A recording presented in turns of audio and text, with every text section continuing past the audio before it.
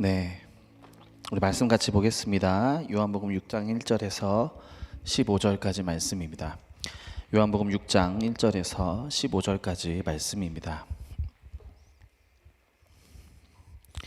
우리 한 절씩 교독하겠습니다. 그 후에 예수께서 디베랴의 갈릴리 바다 건너편으로 가시매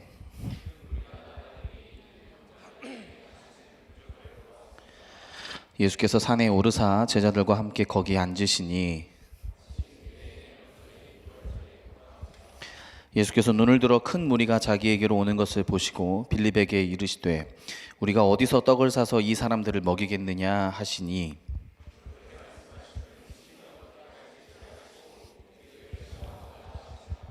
빌립이 대답하되 각 사람으로 조금씩 받게 할지라도 200데나리온의 떡이 부족하리이다.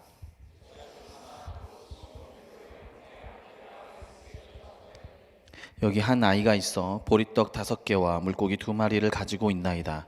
그러나 그것이 이 많은 사람에게 얼마나 되겠사옵나이까.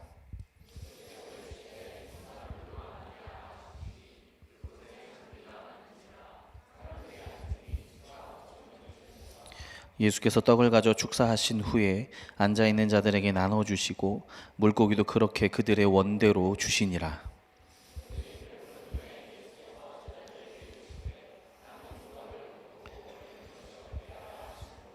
이에 거두니 보리떡 5개로 먹고 남은 조각이 12바구니에 찼더라.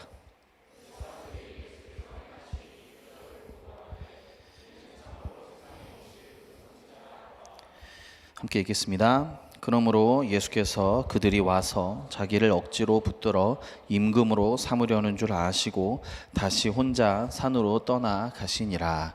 아멘. 네, 요한복음 6장의 기적은 우리가 이제 알고 있는 오병이어의 기적이라고 부르는 떡 5개, 물고기 2개의 이제 기적입니다. 그리고도 12바구니가 남은 아주 놀라운 기적이죠.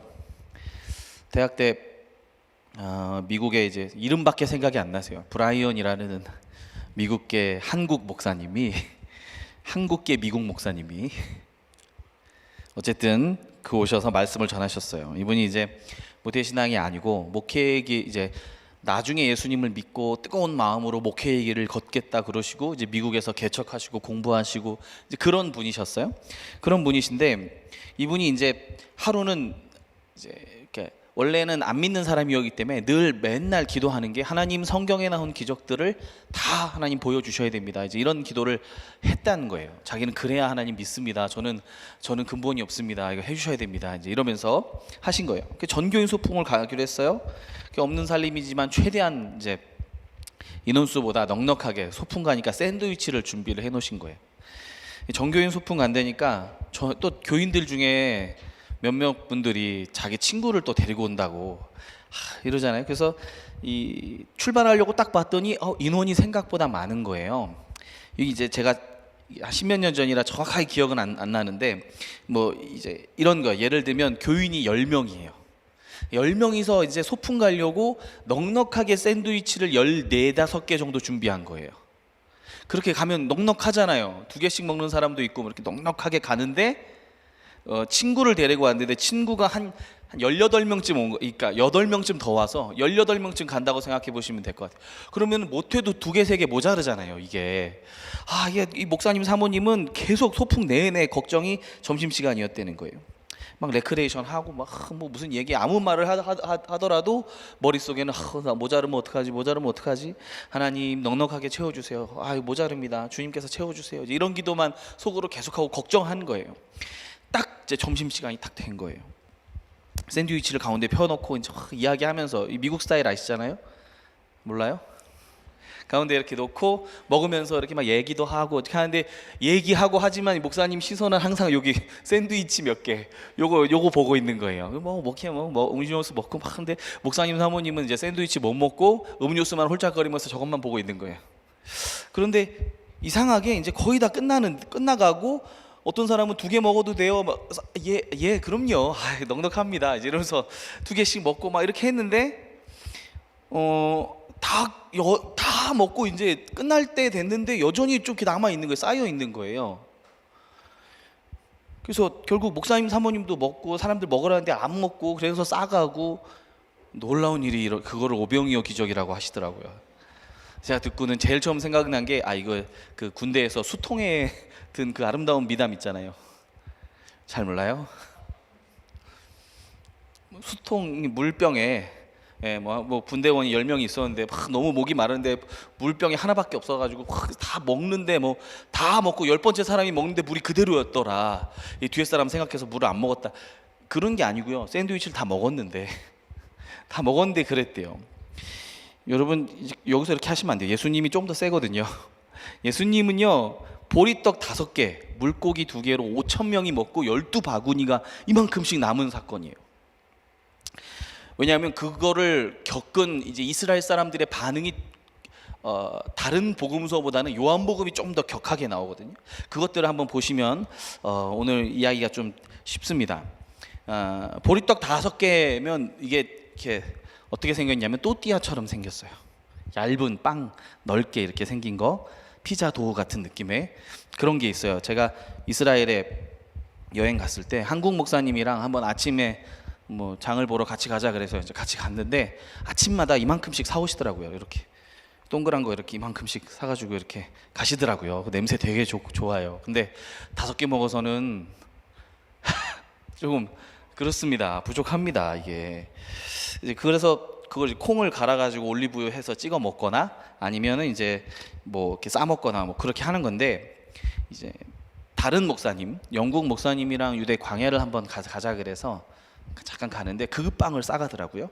그 빵을 싸가는데 뭘 들고 가냐면 찍어 먹을 걸 뭘 들고 가냐면 참치캔을 2개를 가져갔어요. 큰 거를. 그래서 4명이 갔는데 그 빵이랑 참치캔이랑 착 먹었거든요. 그러면서 생각했어요. 이게 오병이어의 비슷한 맛이겠구나. 자, 어떡하지? 주여 은혜를 더하여 주옵소서. 이게 물고기가 원어로는 대부분 다 다른 복음서는 익투스라고 썼어요. 그건 그냥 일반적인 물고기인데 요한복음에서만 그 옵사리온이라고 하는 되게 작은 잡어들을 표현할 때 쓰는 물고기라는 용어를 썼어요. 그러니까 잘 안 먹는 그런 거 소금에 절여가지고 그냥 갖고 온 거예요. 그래서 빵이랑 같이 이렇게 먹은 거죠. 그러니까 어린이 도시락인 거죠. 그러니까 한 사람 겨우 먹을 도시락인 거예요. 그걸로 성인 남자만 5,000명이 먹고 12바구니가 남았다. 여러분 음식이 남았다. 배고픈 사람이 있다는 거예요? 없다는 거죠. 여러분 배가 고픈데 이게 남는 거를 보겠습니까? 말도 안 되는 거죠. 이렇게 된 겁니다. 이 오병이어 기적은요 다른 복음서랑 쭉 한번 같이 보면 배경이 쭉 나오는데 오병이어 기적은 사복음서에 다 나와요. 다른 복음서는 전적으로 예수님의 사랑과 긍휼을 표현하는 기사입니다. 그런 거예요. 왜냐하면 배경이 이래요. 제자들을 전도 여행을 보냈어요. 둘씩 전도 여행을 보내서 온 이스라엘에 다 다니게 했습니다. 그래서 이스라엘 막 전체가 들썩들썩거리고 헤롯 왕이 심기가 불편해졌어요. 아니 내가 얼마 전에 세례 요한을 죽였는데 또 이스라엘 전역이 이렇게 들썩거리다니 세례 요한이 다시 살아난 거 아닌가 이러면서 이 헤롯의 심기가 날카로워진 것을 딱 얘기를 하면서 세례 요한이 어떻게 죽었는지를 설명하고 그리고 오병이어 기적으로 넘어가요. 이제 그게 마태나 마가의 어떤 기록 방식이었어요. 단기 선교를 갔다 오고 한적한 곳으로 쉬려고 하는데 사람들이 막 몰려왔어요. 그걸 마가복음은 뭐라고 표현했느냐면 목자 없는 양 같음을 보고 예수님이 불쌍히 여기셨다고 표현합니다. 그 사람들의 목자 없는 양 같은 그 모습을 보고 불쌍히 여기신 거예요. 그 사람들 마음을 한번 생각해 보자고요. 이스라엘의 소망이라고 생각했던 참 선지자라고 생각했던 세례 요한이 어느 날 갑자기 죽어버렸어요. 누굴 바라봐야 되는 거예요? 우리를 다스리고 있는 헤롯은 전혀 아니에요. 로마도 우리를 지켜주는 존재들이 아니에요. 유대 당국자들, 바리새인들, 성전에서 지키고 있는 사람들 믿을 수가 없어요. 어떡하지? 하고 있는데 전도 여행 통해서 예수님의 이름이 곳곳에 전파됐거든요.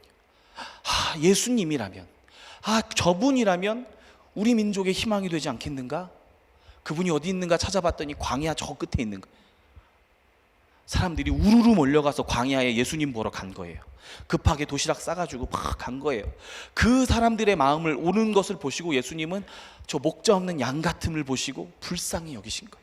그리고 오는 사람마다 한 사람 한 사람 다 고쳐주시고 말씀 전해주시고, 그렇게 하면서 내가 저들을 그냥 보낼 수 없다. 주님은 그리고 그 안타까운 마음에 오병이어 기적으로 먹이시고 보내시는 예수님의 긍휼하신 마음이 그대로 드러나는 기적이 오병이어 기적이에요. 그런데 오늘 본문에 보면 이 요한복음은요, 오병이어 기적에 대한 새로운 관점을 제공해요. 6장 4절 말씀 한번 볼까요? 우리 아까 읽었지만 4절 말씀 시작. 마침 유대인의 명절인 유월절이 가까우니라. 네, 유월절이 가깝다, 이런 것 되게 중요합니다. 여러분 유월절 다 잘 알고 계시죠?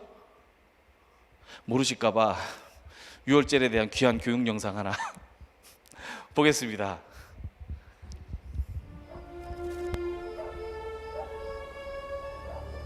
God has come to me again, saying, "Take a lamb, and with its blood, mark the lintel and posts of every door. For tonight I shall pass through the land of Egypt and smite all the firstborn.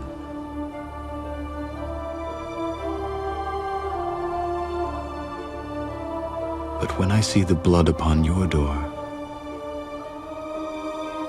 I will pass over you, and the plague shall not enter."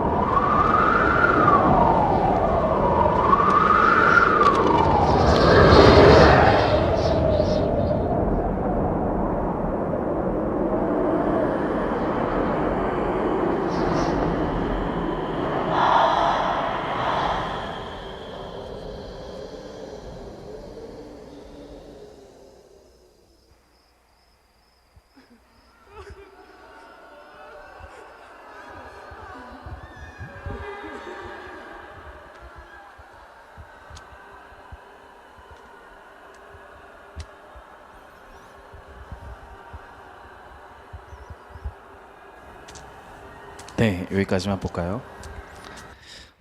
네, 쭉 봤으면 좋겠죠?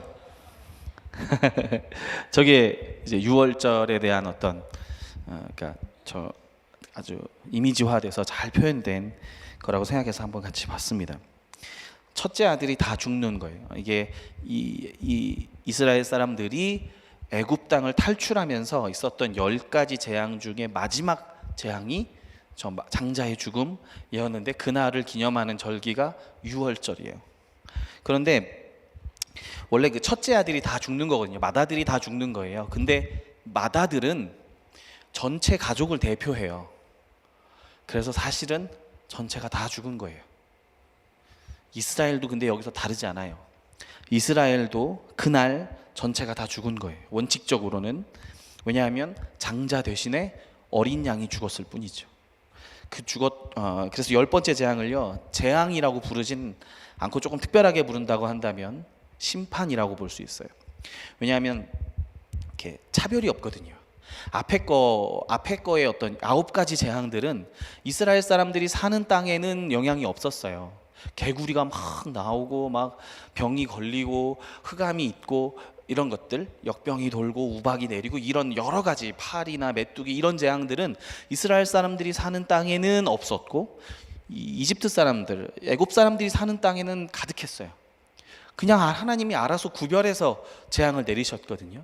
그런데 마지막 장자의 죽음, 이거는 내가 내려가서 너희 가운데 행하겠다고 말씀하시는 이것은 심판이었어요. 이 이스라엘이라고 피할 수 있는 게 아니에요. 국적이 다르다고 피할 수 있는 게 아니었고, 피할 수 있는 길은 뒤에 설명하는 대로 저렇게 어린 양을 먹고 피를 바르고 이런 어떤 것들을 행해야만 그 집을 넘어간다고 했던 거예요. 왜냐하면 하나님이 직접 애굽 땅에 딱 내려오실 때에는 이스라엘 사람이나 애굽 사람이나 다 똑같이 하나님 앞에서는 죽어야, 심판받아야 할 죄인인 것에 대해서는 전혀 차이가 없기 때문이거든요. 그래서 그 구별을 만들어 주는 거예요. 죽음을 넘어가겠다. 그래서 6월절은 이렇게 한자로는 넘는 유 넘는 월이래요. 한자 잘 하시잖아요, 그죠? 넘는 월은 이제 주로 우리가 월담한다, 담을 넘어간다라고 할 때 쓰는 거고, 유는 잘 안 쓰는데 검색해 보니까 수유리 할 때 유자가 넘는 거래요. 그래서 어원을 보니까 뭐 물을 넘어서 들어가는 동네인지 아니면 거기 이제 흐르는 우이천이 넘쳐날 때 넘친다는 뜻으로 또 그렇게 썼는지, 어쨌든 결국 6월절은 하나님의 심판에서 우리 집은 넘어갔어요, 지나갔어요 라는 뜻이에요. 그게 6월절입니다. 심판에서 열회가 된 거예요. 그 6월절이 가까운 시기에 6월절에 예수님께서 이 일을 행하신 거예요. 6월절에 제일 중요한 건요, 좀 전에 제가 살짝 설명했지만 이 어린 양을 먹는 겁니다. 식사가 제일 중요한데, 지금도 이제 식사인데 어떻게 표현하느냐면 출애굽기 12장에 많이 나와 있는데, 피를 바르는 내용도 많이 있지만 먹는 내용이 훨씬 더 많이 나요. 어떤 자세로 먹고 어떻게 먹고, 뭐 뼈를 꺾어서는 안 되고 먹는 걸 남겨서는 안 되고, 만약에 우리 가족이 다 양 한 마리를 못 먹을 것 같으면 먹다가 남겨라, 그렇게 안 해요. 못 먹을 것 같으면 옆집이랑 같이 해서 한 마리 다 먹어라, 이렇게 얘기합니다. 그래서 12장 7절에 이렇게 표현돼요. 출애굽기 12장 7절에 같이 볼까요? 시작. 그 피를 양을 먹을 집 좌우 문설주와 인방에 바르고. 자, 어디에 발라요? 문설주와 인방이 뭔지는 모르지만 어쨌든 뭐 이렇게 바르는 건데, 제가 제일 중요한 거는 어디에 발라요? 양을 먹을 집에 발라요. 양을 먹을 집에 바르는 거예요. 무슨 말이냐면 이스라엘의 집도 아니고요, 그 양을 잡은 집도 아니에요. 양을 먹을 집에다 바르는 거예요. 먹는 게 중요한 거예요. 피는 이 양을 먹은 집이라는 표시인 거지 어떤 특별한 의미가 있는 것보다 이 집은 양을 먹었어요 하는 뜻이에요. 실제로 이스라엘 역사 중에서 여호수아 시대를 지나서 6월절은 딱 2번 정도 국가적으로 지켜지는 게 딱 2번밖에 없습니다. 히스기야 왕 때하고 요시야 왕 때 2번인데, 그나마 히스기야 왕 때는 한 달을 미뤄서 지켰기 때문에 온전하게 지킨 건 사실 요시야 왕 때 1번입니다. 근데 그때 예수님 시대 와서 이제 그 다음에 예수님 시대 와서 잘 지켜지는데, 히스기야 왕이나 요시야 왕이나 국가적으로 이 일을 치를 때에는 식사를 왕이 이렇게 제공을 했어요. 6월절 식사를. 6월절 식사가 중요했던 거죠. 요한복음 1장 29절 보면 요한이 왜 6월절 얘기를 자꾸 하는지가 나옵니다. 1장 29절 한 번만 우리 같이 한 번만 부탁드려 읽어봅시다. 이튿날 요한이 예수께서 자기에게로 나오심을 보고 이르되, 보라, 세상 죄를 지고 가는 하나님의 어린 양이로다. 예수님의 운명이 1장에서 드러나는 거예요. 예수님은 하나님의 6월절 어린 양이었던 거예요. 모든 사람의 심판을, 이스라엘 사람이라고 할지라도 9가지 재앙을 다 피한 이스라엘 사람이라고 할지라도 하나님 앞에 서면 죽어 마땅한 그 심판을 대신 받은 어린 양, 그게 예수님이신 거예요. 6월절에 행하신 오병이어 기적은 기본적으로는 6월절 식사를 나타내요.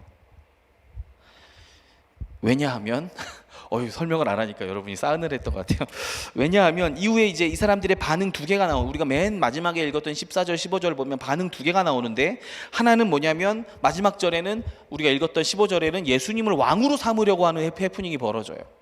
저 사람들이 나를 임금 삼으려는 줄 알고 예수님이 피하신다는 내용이 나옵니다. 또 하나는 이 식사가 유월절 식사였기 때문에 예수님을 14절에 뭐라고 표현하냐면 이 사람이 그 선지자다 이렇게 말합니다.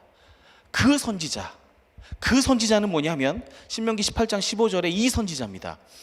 하나님 여호와께서 너희 가운데 내 형제 중에서 너를 위하여 나와 같은, 이때는 나와 같은이 모세거든요. 나와 같은 선지자 하나를 일으키시리니 너희는 그의 말을 들을지니라 이렇게 표현합니다. 오병이어 기적을 경험하고는 유대인들이 예수님을 모세랑 연결시킨 거예요. 그리고는 저 모세와 같은 그 선지자, 다시 오리라고 약속되었던 그 선지자가 저 사람이구나 생각했던 거예요. 그 선지자가 이 이방의 압제에서 우리를 다시 한번 출애굽시켜 줄 사람이구나, 다시 한번 새로운 유월절로 다시 한번 새롭게 우리를 구원할 저 선지자라고 기대했던 거예요. 그리고 저 모세와 같은 저 선지자가 우리의 왕이 되어서 우리를 이끌어주고 새로운 만나를 주고 새로운 광야로 새로운 곳으로 우리를 새롭게 이끌어 주실 거라고 기대했던 거예요. 메시아라고 보았던 거죠. 무슨 말이냐면 앞에 다른 복음서들처럼 단순히 음식이 많이 늘어서 예수님의 사랑과 긍휼을 표현하는 그런 기적을 넘어서서 지금 이 사도 요한은 이날 벌어진 이것이 유월절 근방에 벌어진 사건이었고, 그 사건을 통해서 이스라엘 백성들이 기대했던 것, 새로운 모세와 같은 선지자가 일어나면 우리에게 만나를 공급할 것이다 라고 믿었던 게 실제로 1세기 유대인들의 믿음이었어요. 그 믿음의 근거에서 예수님이 지금 하신 저 오병이어 기적은 새로운 만나를 제공한 사건, 새로운 유월절이 되는 사건, 그래서 예수님을 왕이고 다시 올 모세 같은 선지자로 섬겨야 하는 그 상황으로 지금 이해한, 유대인들이 이해한 그 상황을 지금 중심으로 그리고 있는 거예요. 이해되시죠? 안 되셔도 돼요. 자, 이래서 요한복음이 조금 이렇게 심오하다라고 이렇게 할 수 있는 겁니다. 그러니까 그 정도의 기적이었던 거예요. 먹고 맛있다 배불렀다 이러고 끝나는 게 아니라, 먹고는 우와 이 사람 대단한 사람이다 라고 유대인들이 생각했던 거예요. 이 사람이 우리의 희망이구나 이렇게 생각했던 거예요. 그런데 문제는 뭐냐면 예수님은 그러면 이 요한복음 6장 집에 가서 한번 또 읽어보세요. 쭉 읽어보면 이 사건을 두고 해석하시는데 뭐라고 해석하시냐면, 너희들이 먹었던 그 빵과 그거는 아무것도 아니야. 너희에게 줄 참 음료와 참떡이 있는데 나야 이렇게 말씀하셨어요. 나야라고. 너희가 진짜 먹어야 할 유월절 식사는 나였고 너희가 진짜 먹어야 할 만나는 나였어. 너희에게 생명이 되는 생명의 떡은 나란 말이야 이렇게 얘기를 하니까 유대인들이 진짜 내가 진짜 엄청 기대했는데 뭐야 별거 아니잖아, 저 사람 진짜 말 이상하게 하네 막 이러면서 다 도망갔어요. 다 도망가고 예수님 제자들 딱 남아있을 때 예수님이 슬프게 물어보죠. 너희도 가려느냐? 주여 생명의 말씀이 여기 있으니, 이런 얘기가 이제 쭉 흘러나는 겁니다. 그래요. 예수님께서 이 유월절 식사를, 이 오병이어 기적을 성찬식하고 연결을 시키신 거예요. 예수님이 참 떡이고 내가 참 떡이고 내가 참 피다, 내 살을 먹고 내 피를 마시는 자만 영생을 얻을 수 있다고 말한 그 사건하고 연결시켜 버리신 거예요. 그게 예수님이 직접 하신 말씀이에요. 그러니까 유월절은 어린 양이 그 가족을 대표해서 죽고 그 어린 양을 먹고 그 어린 양의 피를 발라서 하나님의 심판에서 넘어가는 거였는데, 이제는 예수님이 우리를 위해 죽으시고 우리는 그 예수님의 살과 피를 먹고 하나님의 심판에서 넘어가는 것, 이 똑같은 구조로 이해하게 되는 겁니다. 먹는다는 건 뭐예요? 양의 운명과 나의 운명을 동일시하듯이 예수님의 죽음이 나의 죽음이 되는 겁니다. 아까 제가 이스라엘 백성들은, 애굽 사람들은 사실 그날 다 죽은 거라고, 장자가 죽으면 다 죽은 거라고, 대표로 죽은 거라고 이렇게 표현했잖아요. 예수님은 골로새서 1장 17절 말씀에 모든 만물보다 먼저 계신 분, 모든 만물의 장자로 표현되어 있거든요. 예수님이 죽으시면 다 죽은 거예요. 고린도후서 5장 14절 말씀 볼까요? 뒷부분에 보시면 한 사람이 모든 사람을 대신하여 죽었은즉 모든 사람이 죽은 것이라. 하나님은 예수님의 십자가 사건을 볼 때 모든 사람이 저때 죽었구나, 심판을 대신 당했구나 생각하신 거예요. 로마서 6장 5절 말씀에는 그래서 우리는 주님의 죽으심과 같은 모양으로 연합한 자가 되었으면 또한 그의 부활과 같은 모양으로 연합한 자도 되리라. 주님의 죽으심과 부활하심이 나의 죽음과 부활로 동일시되고 연합되는 거예요. 그것이 유월절 일이었는데 그 유월절 일을 예수님이 표현하신 성찬식으로 들어온 건데 그것이 우리에게 벌어진 오병이어 사건의 뜻이라고 요한 사도가 지금 설명하고 있는 겁니다. 여러분, 모든 사람이 예수님 안에서 죽었습니다. 그것이 참 은혜입니다. 왜냐하면 율법의 어떤 협박도 이제 통하지가 않아요. 율법이 우리를 협박하는 최고의 수단은 너 그러다 진짜 죽는다, 사형이야 이렇게 표현하지만 미안한데 내 안에는 이미 죽음이 있어. 예수님의 십자가 죽으심이, 심판이 이미 한 번 나를 지나갔어, 심판을 대신 치렀어 라고 표현할 수 있는 겁니다. 반대로 아니 사람이 어떻게 율법을 다 지켜, 그건 불가능한 일이야 라고 말할 때도 아니에요. 우리 안에는 예수님의 생명이, 완전하신 주님이 살아계시기 때문에 또 선을 행하는 슈퍼 파워도 동시에 우리 안에 있는 겁니다. 그게 은혜인 거죠. 제가 이 은혜를 묵상하면서, 율법을 묵상하면서 들었던 생각이, 이제 제가 되게 신경 쓰는 관계가 몇 개가 없는데 되게 신경 쓰는 관계가 하나 있어요. 그게 우리 와이프랑 관계인데요. 아내랑 연애를 할 때 내가 이제 감정적으로 흔들리거나 조금 막 그런 불안한 모습을 보이면 이게 좀 그렇잖아요. 헤어질까 봐 무섭잖아요. 그래서 감정을 조절을 좀 해야 돼요. 이게 좀 잘 조절을 해야 되는데 어떻게 하겠어요. 그래서 그때는 그냥 좀 먹는 걸로 많이 해결했던 것 같아요. 예. 왜냐하면 지금 와서 돌아보면 그때는 되게 이렇게 그런 줄도 모르고 그냥 열심히 했는데, 연애를 하면은 이게 서로 사랑한다는 신호 체계가 좀 다르잖아요. 동의 안 하셔도 돼요.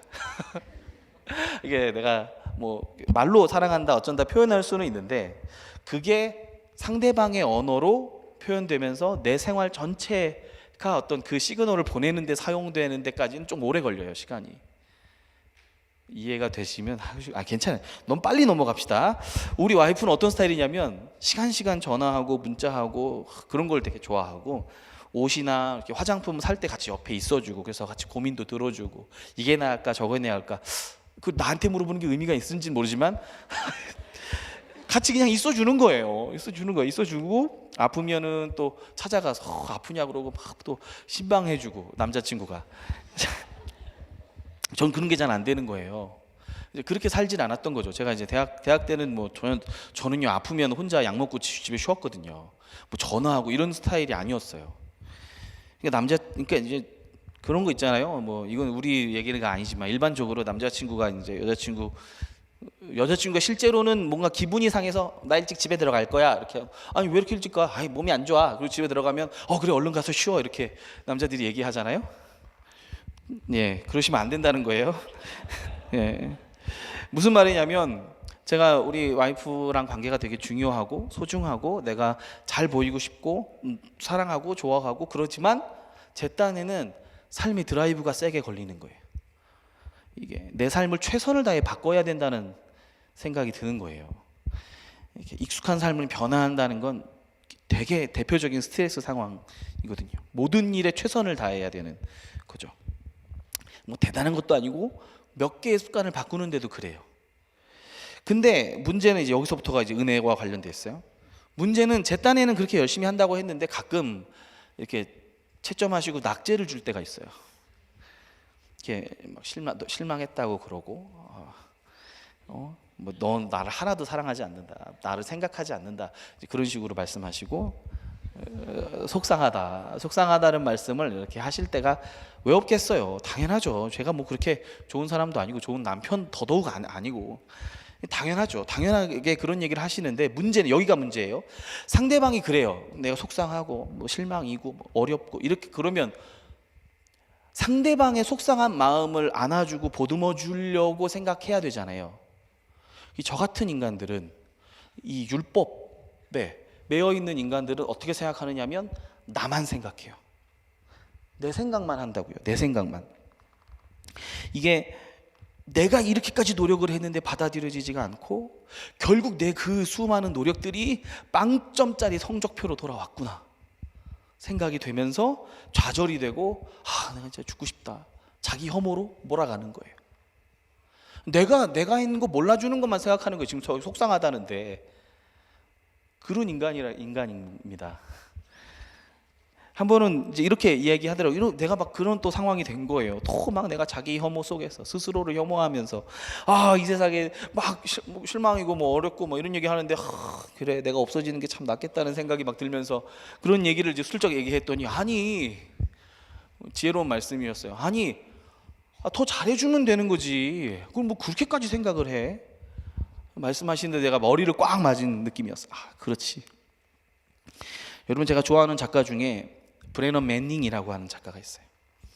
신뢰라고 하는 책에서 이분이 은혜의 사람과 율법의 사람을 딱 나누는데 그 기준이 자기 혐오예요. 그 기준이 자기 혐오예요. 율법은 자기 혐오를 부추겨요. 왜냐하면 자기 혐오는 나는 사랑받지 못하고 나는 사랑받을 구석이 하나도 없어 이런 데서 이제 오는 거거든요. 반대로 은혜는 내가 사랑받고 있다고 충분히 알고 있는 거예요. 그러니까 나에 대한 생각을 안 하는 거죠. 얘가 이런 거예요. 교회에서 중직을 맡고 신실하다는 남자가 있어요. 근데 이 사람이 어떻게 아내랑 말다툼 끝에 어쩌다가 처음으로 손이 올라간 거예요. 전 아니에요. 그리고는 너무 자기도 놀래고 상심하고 낙심돼서 술집에 내려가가지고 술을 홀짝거리면서 스스로를 버려두는 거예요. 그래 나 같은 놈이 어쩌고 저쩌고 이러면서 있는 거예요. 근데 그때의 은혜는 어떻게 작동하느냐면 지금 내가 뭘 하고 있는 거지? 이럴 시간에 상처받은 아내의 어깨를 안아주고 용서를 구해야 되는 거 아닌가? 그리고는 달려가게 만드는 것이 은혜인 거예요. 자기 혐오는 그 끝없게 아무 의미 없는 소비를 하게 하는 거예요. 자기 자신에 대한. 자기 혐오에 빠지는 길은 여러분 간단합니다. 내 자아를 나 자신으로 채우는 거예요. 나 자신으로. 내 속엔 내가 너무 많아지는 거죠. 나밖에 없는 거예요. 내가 이렇게 했고 내가 이렇게 했고 내가 저렇게 했는데 어떻게 저렇게 할 수가 있지?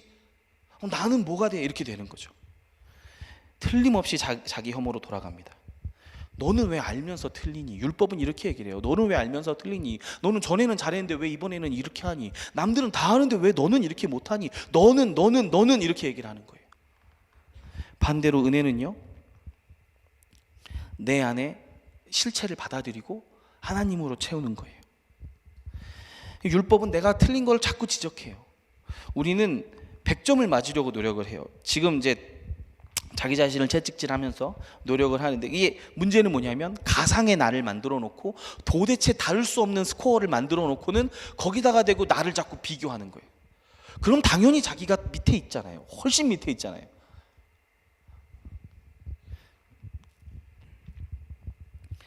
은혜는 이 실체를 받아들이라는 거예요. 기꺼이 하나님 앞에 맨몸으로 서지 말고 기꺼이 어린 양의 피 뒤로 숨으라는 거예요. 은혜의 사람들은 예수님으로 나를 채우는 사람들이에요.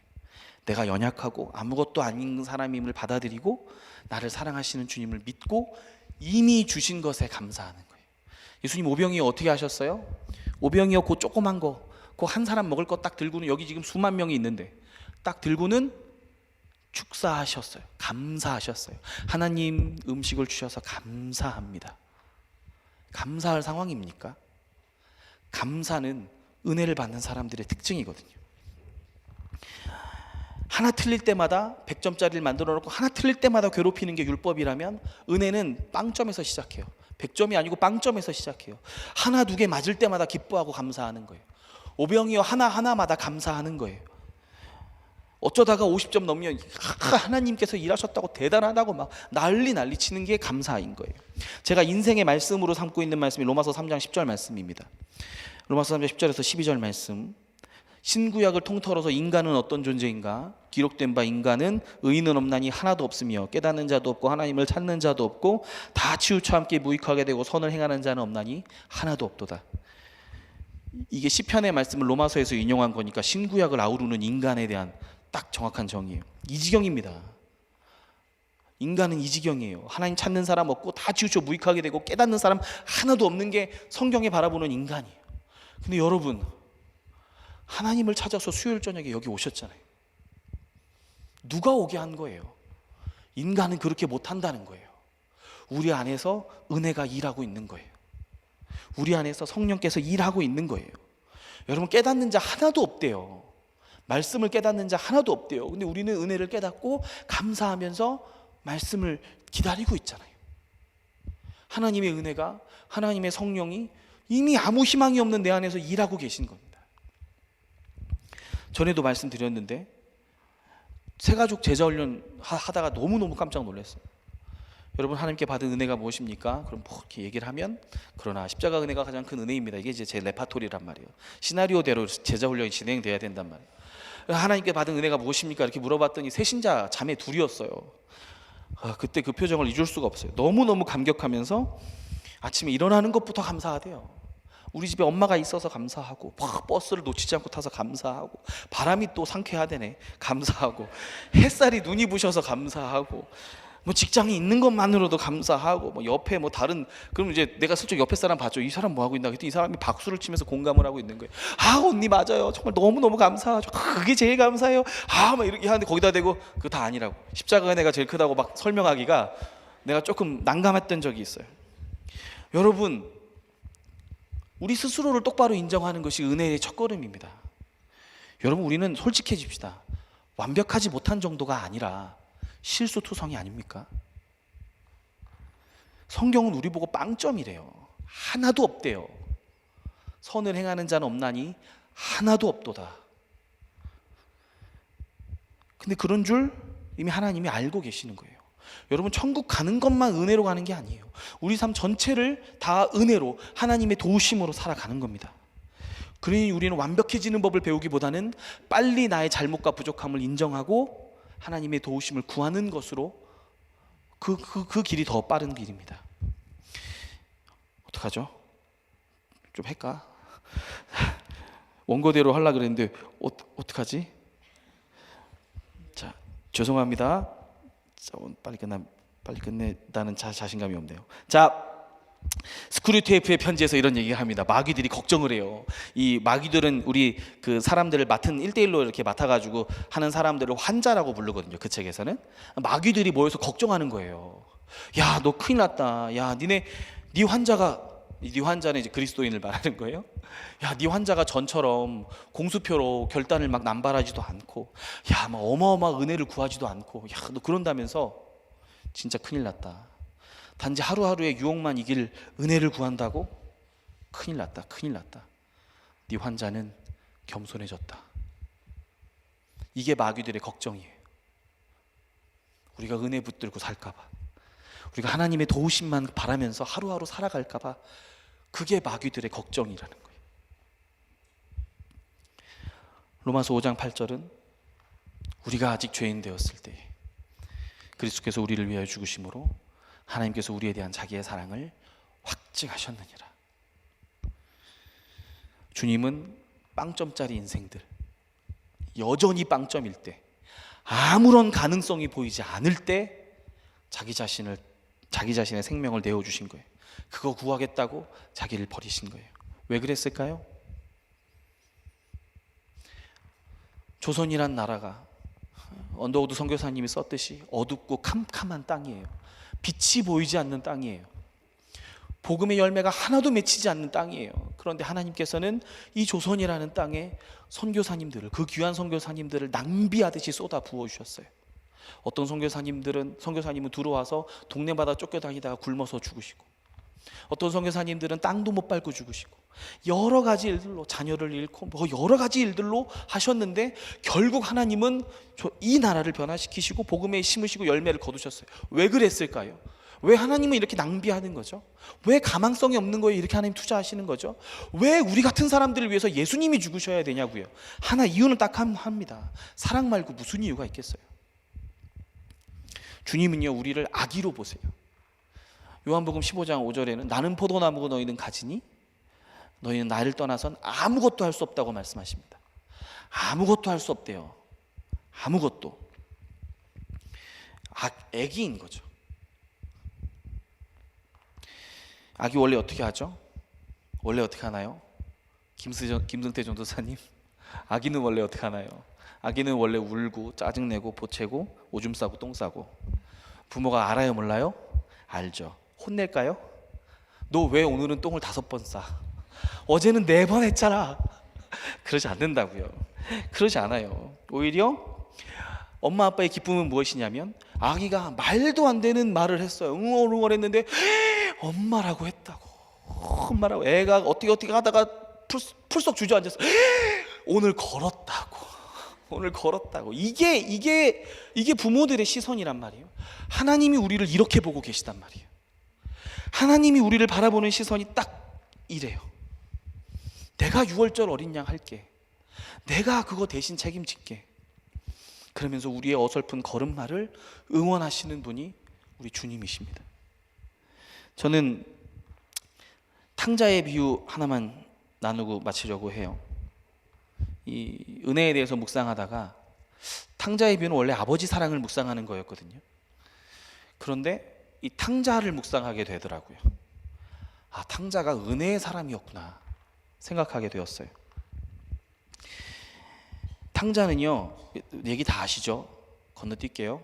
둘째 아들 몰라요? 모르시면 설명해야 됩니다.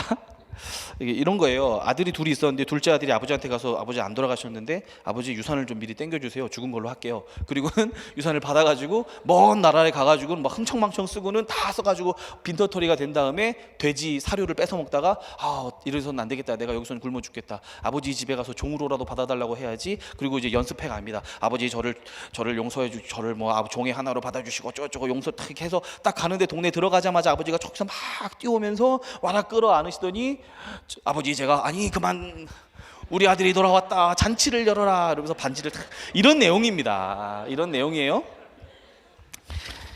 왜 탕자가 은혜의 사람이라고 느꼈느냐면요, 여러분 저 같은 사람은 저의 비유를 해보니까 내가 만약에 돈 들고 나갔어요. 야심 갖고 나갔어요.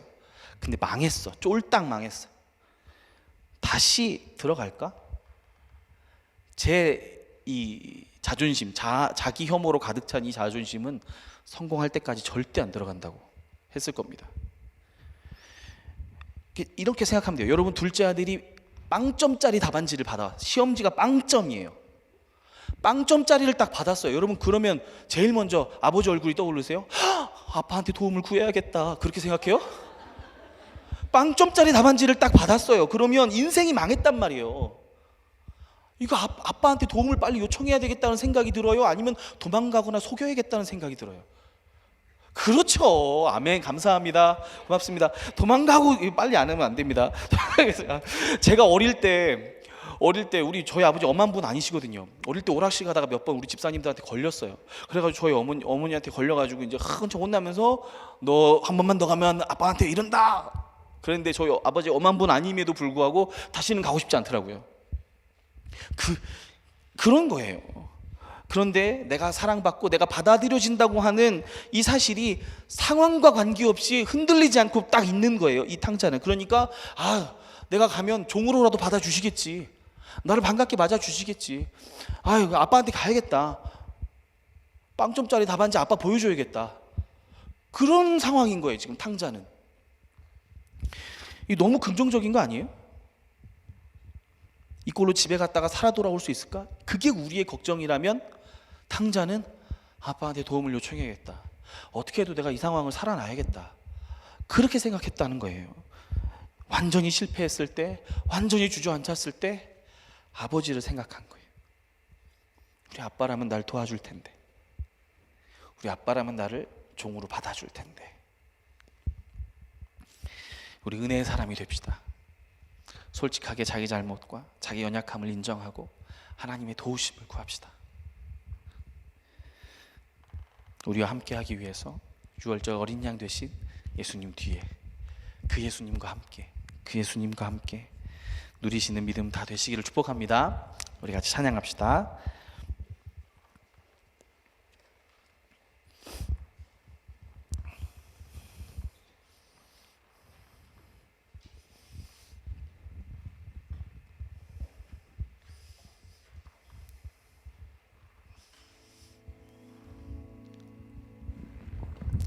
우리 안에 나 스스로 혐오로 몰아가는 원수의 어떤 공격에도 우리 하나님의 사랑을 의지하면서 찬양하고 함께 나아갔으면 좋겠어요. 같이 찬양하겠습니다.